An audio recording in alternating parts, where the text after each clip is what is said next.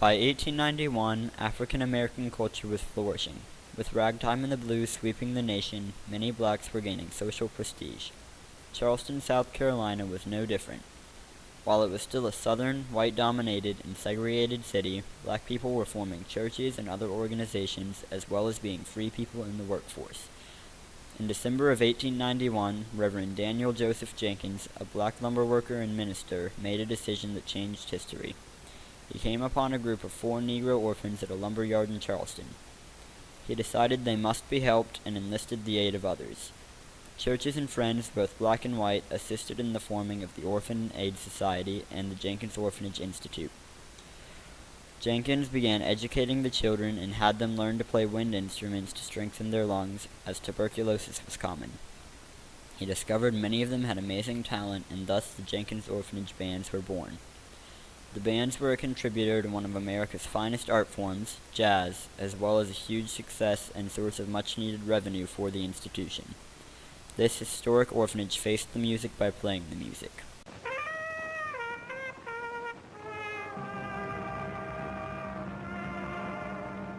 The orphanage started in 1891, and as a result of Reverend Jenkins finding several homeless and orphaned boys in December of 1891, actually, and brought them to his congregation and said that we've got to care for them. Well, in 1894, the Orphan Aid Society was organized, and in 1895, really just a year later, they started a music school. He started getting a few instruments. Now, one of the other things that we have to remember is that tuberculosis was a huge thing at the time. It was like a big, illness that, people were, coming up with. And he found that a lot of these boys were pretty fragile and, had problems breathing. So, with those instruments, what he decided to do was put in a music program to get them to learn how to play wind instruments to help them breathe better, strengthen their lungs. In later years, the band would become a huge source of revenue for the orphanage and would travel to many cities up and down the East Coast, as well as to England. Cities they toured included New York, New York, Washington, D.C., and London, England. They participated in the Anglo-American Exposition in 1914, played for President Taft's inauguration, and even played in the pit of Broadway productions such as Porgy and Bess.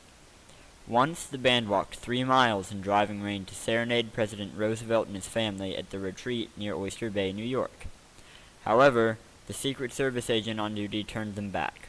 All of this touring would help spread the style of music they played, which would develop into what is today known as jazz.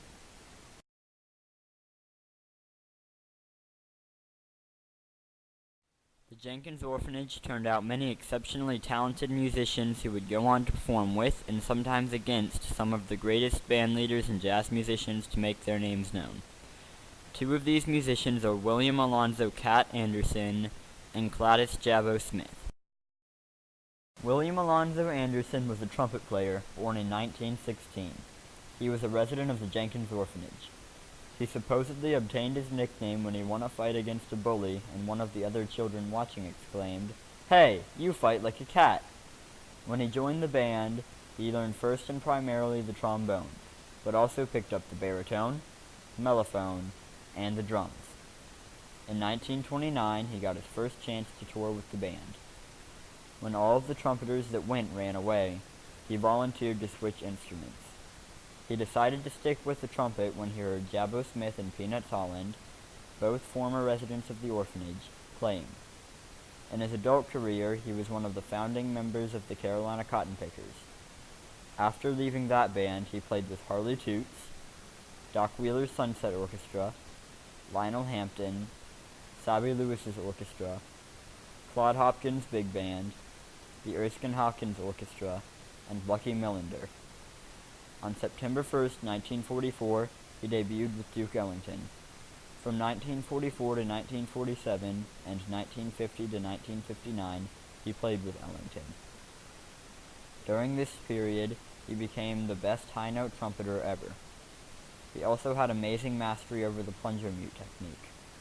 After 1959, he played on and off with Ellington until 1971, when he moved to Los Angeles, California. At the age of 64, he died of a brain tumor, still the irrefutable high note king. Gladys Smith was born on December 24, 1908 in Pembroke, Georgia. At age 6, his mother sent him to the Jenkins Orphanage. He, like Anderson, played the trombone before he played the trumpet. He became very well versed on the trumpet and then left the orphanage for New York at the age of 16. He was regarded as the biggest rival to Louis Armstrong. And the only thing that Jabbo didn't have that Louis had was basically the name and a little bit of backing. One story that we've heard repeatedly is the duels that Louis Armstrong and Jabbo Smith would have in Chicago. And many trumpet players, in fact, Roy Eldridge used to say that Louis had the better sound, but that Jabbo Smith was much faster. His technique was much faster. Jabbo Smith was featured on a recording of Duke Ellington's Black and Tan Fantasy and recorded with Fats Waller and James P. Johnson. At one time, he even had his own band entitled the Rhythm Aces. Lonnie Hamilton III, a distinguished local politician, educator, and musician, played with the Jenkins Orphanage Band in the 1940s while he was in high school. On more than one occasion, he toured with them to New York, stopping to play at many places, such as horse races, along the way. He said he would transpose instrumental parts for the band while on the road, and this is how he learned to write music. He also says it opened many doors for him on his path to being a musician and considered it a very positive influence on his life. He later started a popular local jazz band, Lonnie Hamilton and the Diplomats, as well as becoming one of the most respected political leaders in the Charleston area.